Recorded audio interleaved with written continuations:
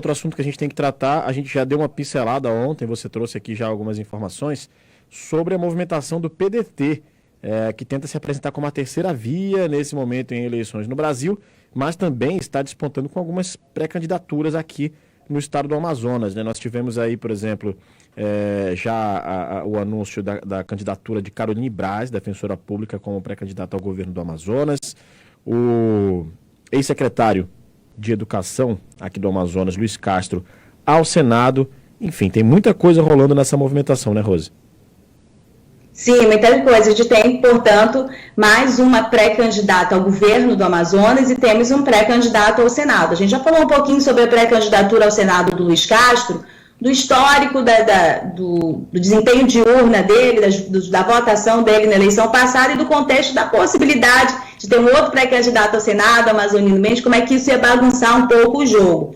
Claro que ninguém está aqui se arriscando a falar sobre resultado eleitoral, porque isso depende, como diria a Garrincha, dos russos, né? Depende do eleitor, da avaliação e de como será o desempenho da campanha também. Desempenho de campanha deles e o desempenho da estrutura que eles vão receber, especialmente cargos majoritários. Claro que o proporcional tem todo um bolo da realidade dessa eleição, mas os cargos majoritários precisam de estrutura. Não necessariamente haverá, e a maioria dos analistas, dos pesquisadores que a gente ouve sobre a eleição de 2022, eles não apostam que vai se repetir o cenário da eleição passada, que pessoas que não tinham condições de estrutura de partido ganharam a eleição com votações históricas, como é o caso do presidente Bolsonaro, como é o caso do governador do Amazonas, Wilson Lima.